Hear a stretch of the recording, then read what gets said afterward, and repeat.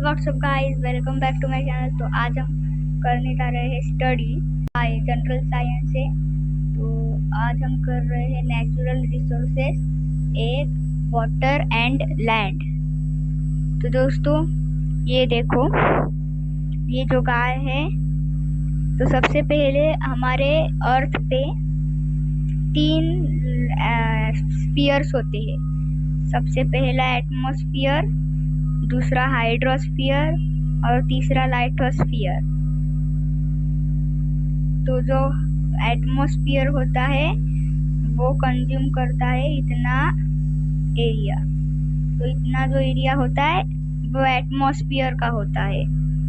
और जो ये हाइड्रोस्फीयर है, ये लैंड का इतना जो एरिया होता है, ये गाय, ये गाड़ी, तो ये सब हाइड्रोस्फीयर कंज्यूम करता है इतना एरिया।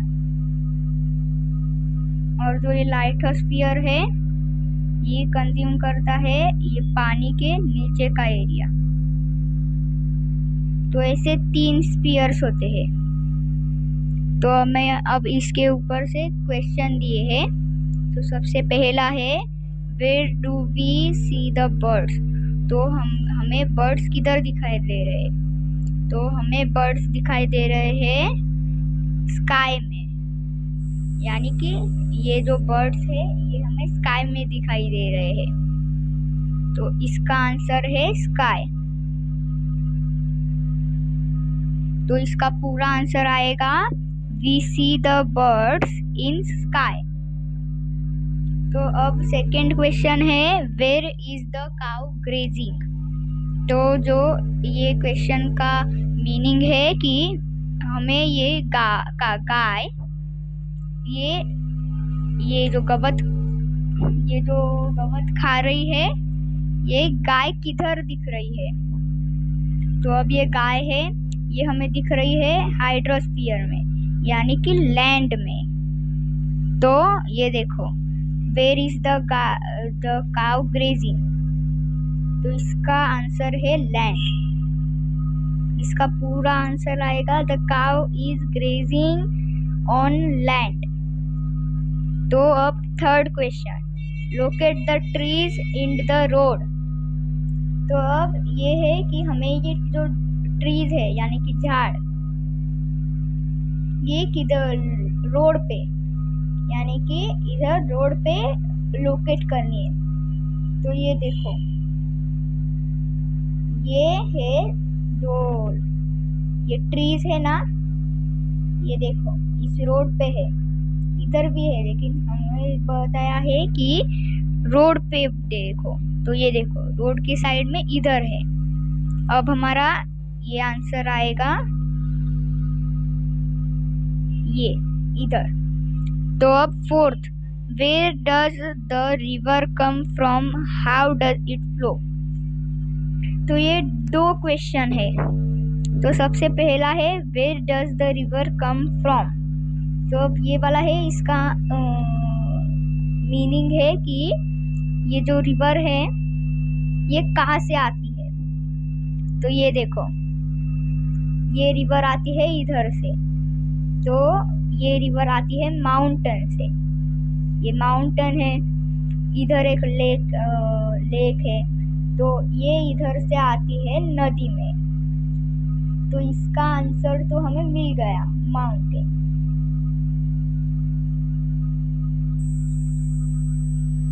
तो अब हाउ डज इट फ्लो। तो अब ये फ्लो कैसे कर रही है?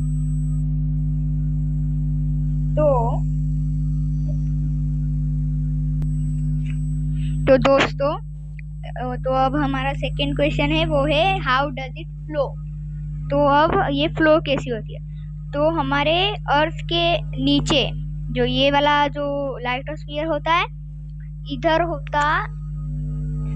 इधर दोस्तों बहुत सारे हलचल होते रहते हैं, यानी कि मूवमेंट होते रहते हमारे अर्थ के नीचे। तो जो हमारा जो कोर है, वो ऐसे उसके ऊपर की ये मिट्टी, ये मूवमेंट करती रहती है।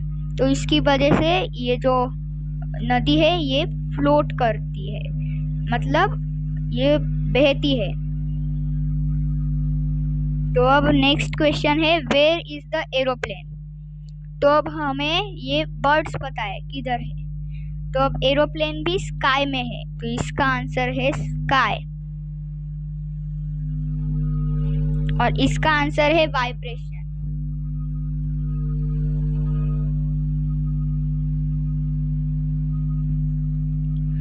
Where are the fish seen. तो अब इसका आंसर, ये क्वेश्चन का मीनिंग है कि ये जो मछलियां है ये किधर दिखाई दे रही है। तो इसका आंसर है ये मछलियां नदी में दिखाई दे रही है, तो इसका आंसर आएगा river. On what is the sail boat floating. तो अब ये जो बोट है इसे सेल बोट बोलते हैं। तो ये जो बोट है ये किसके ऊपर फ्लोट कर रही है।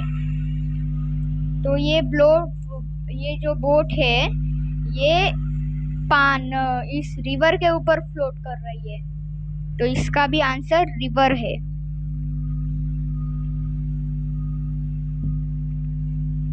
तो अब ये है नेचुरल रिसोर्सेस। तो ये इन्होंने इस फोटो के ऊपर से क्वेश्चन दिए थे।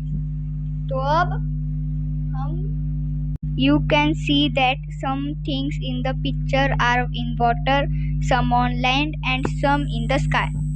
तो दोस्तों इसका मीनिंग है कि हम लोगों को ये जो गाय, ये बोट, ये गाड़ी, ये मछली, ये हमें अलग अलग जगह पे दिखाई देती है।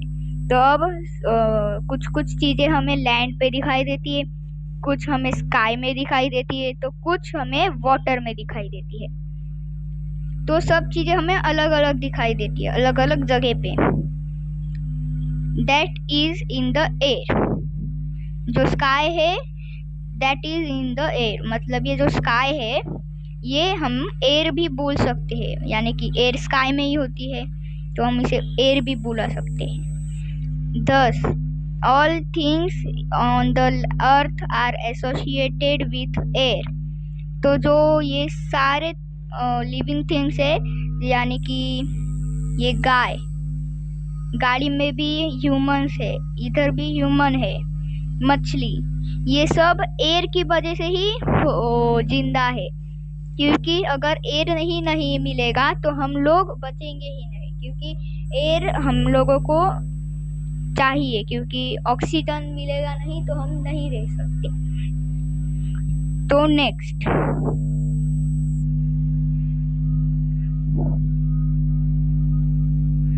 Water and land are called the earth's atmosphere. जो ये वाटर और ये लैंड है इसे हाइड्रोस्फीयर बोलते हैं। और तो दोस्तों air, water and land are called the earth's atmosphere.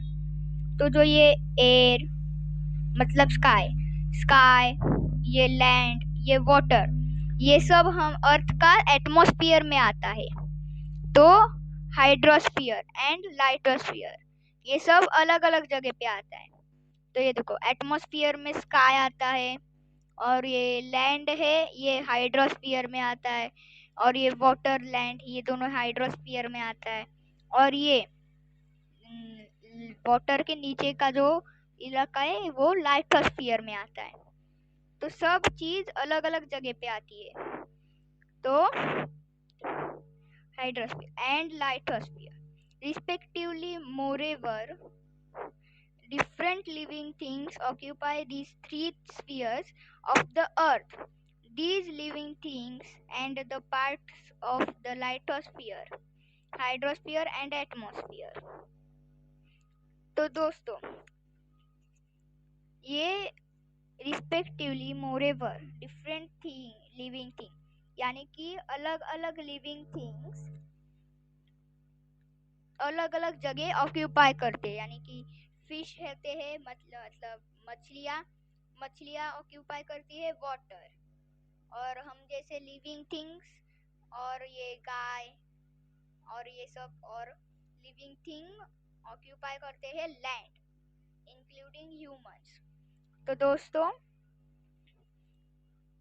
और ये और जो थिंग्स होते हैं वो अलग अलग जगह ऑक्यूपाई करते हैं, यानी कि जो बर्ड्स होते हैं वो स्काई ऑक्यूपाई करते हैं।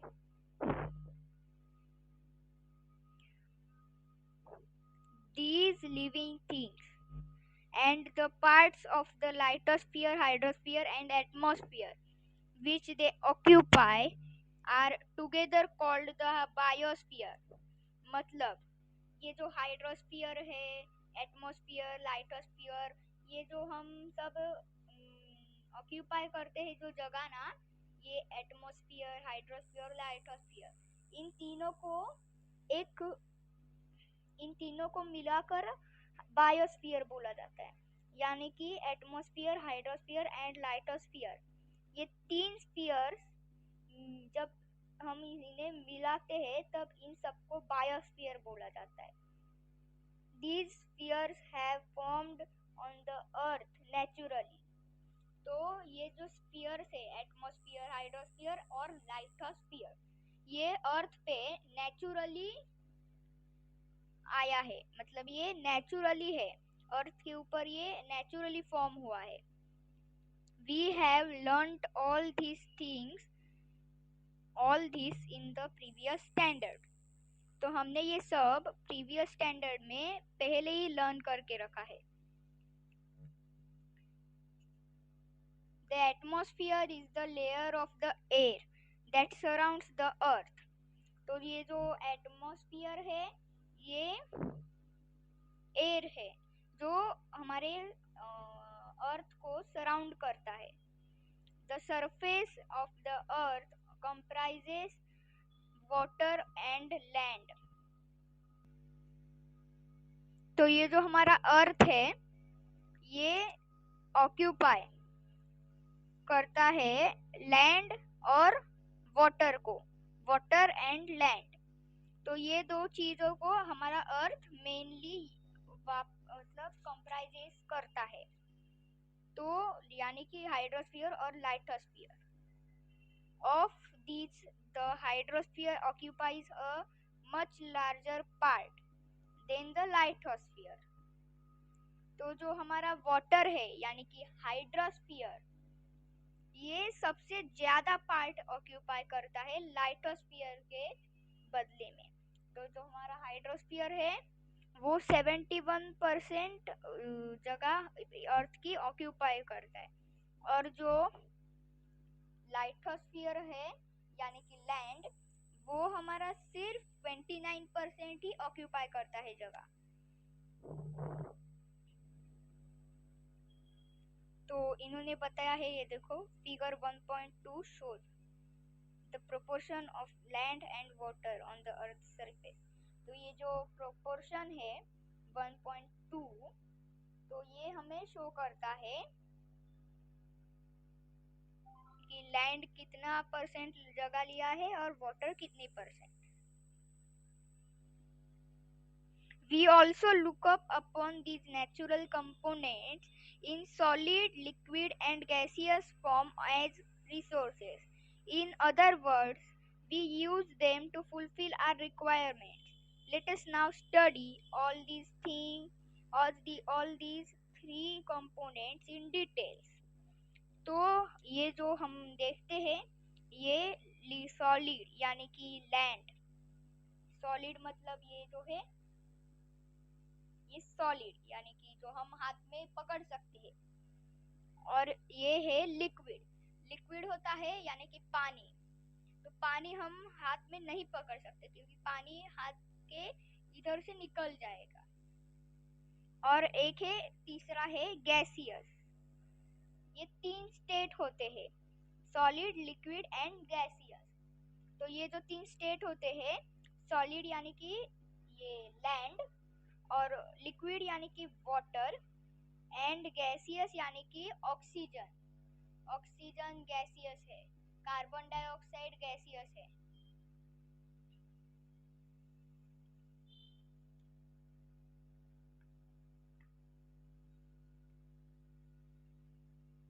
तो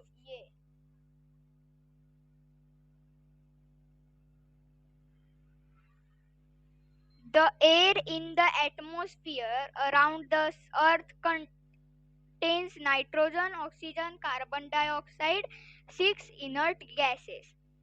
तो जो हमारा एयर है वो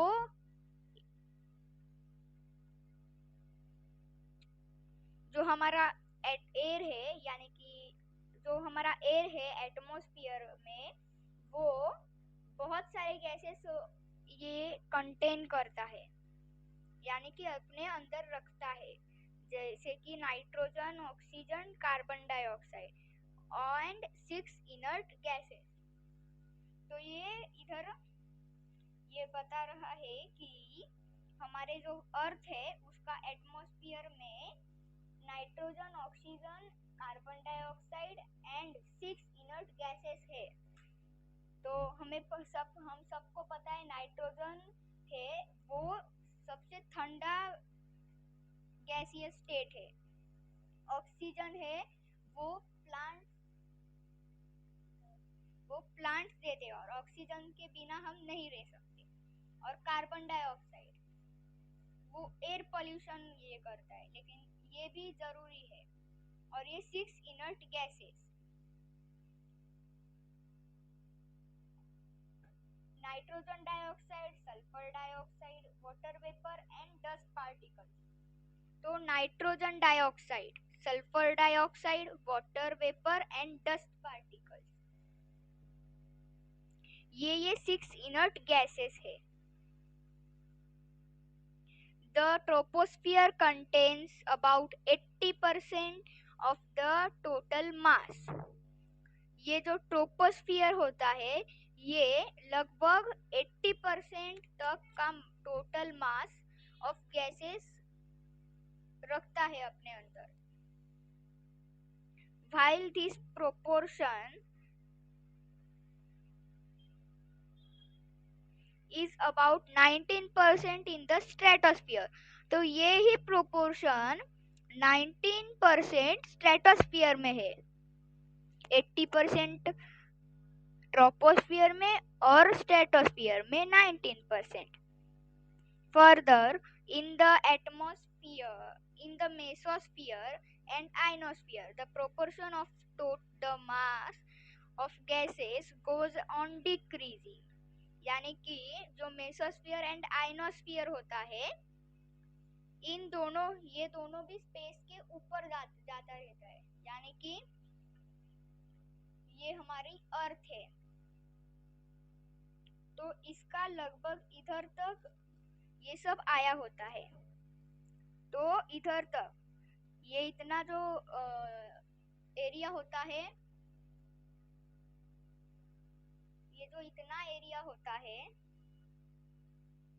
ये इतने एरिया के इधर से शुरू होता है मेसोस्फीयर और आइनोस्फीयर।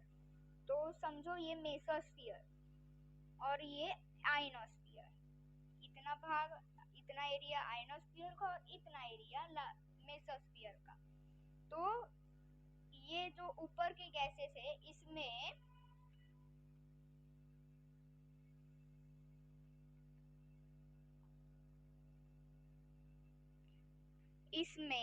जो ये गैसेस है ये डिक्रीज होने लगते हैं, यानी कि जो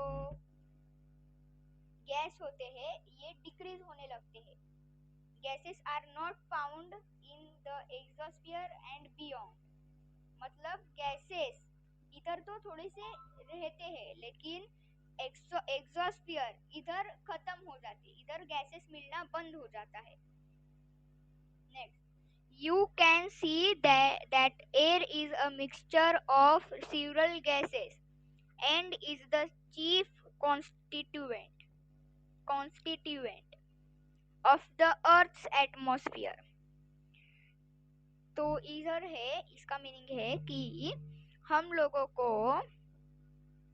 लोग देख सकते हैं कि ये जो गैसेस होते हैं ये सब mixture of several gases in the.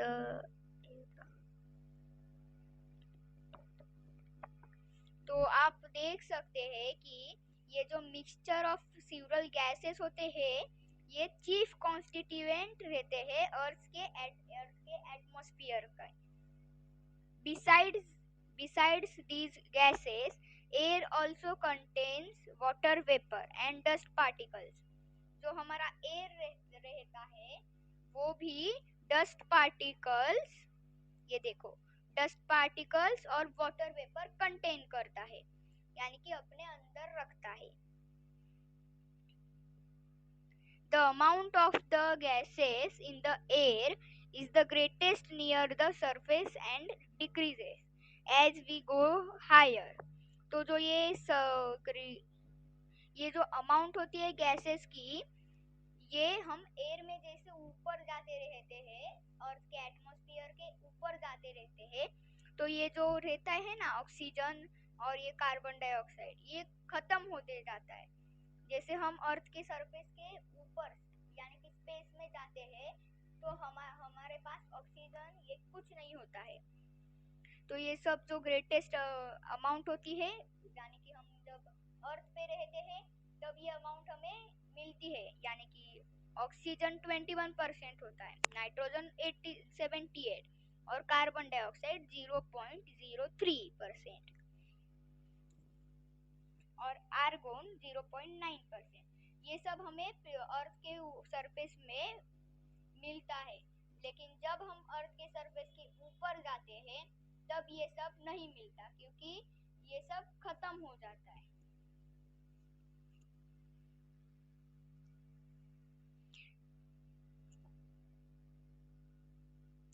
That is, air becomes rarer at higher altitude. जब हम अर्थ के ऊपर जाते रहते हैं तब ये जो एयर रहते हैं ये रेयर हो जाते हैं, यानी कि मिलना बंद ही हो जाते हैं हायर एल्टीट्यूड में। The proportion of the constituent of air and some of their uses are given here. तो ये जो proportion of ये जो proportion of constituents है ये हमें इधर सारे दिए गए हैं, यानी कि nitrogen 78%, oxygen 21%, argon 0.9%, carbon dioxide 0.03%, other constituents of air 0.07%। तो ये proportion of the various gases in the air है। तो आज की इस वीडियो में इतना ही। तो हम इधर तक का चैप्टर खत्म करेंगे। तो अगर आपको ये वीडियो अच्छा लगा होगा तो वीडियो को लाइक, शेयर और चैनल को सब्सक्राइब कर देना।